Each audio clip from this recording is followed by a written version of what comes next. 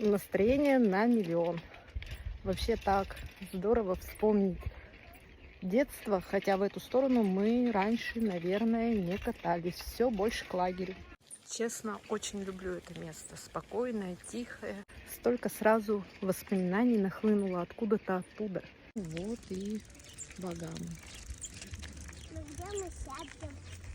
Водичка. Смотри, мама. Да.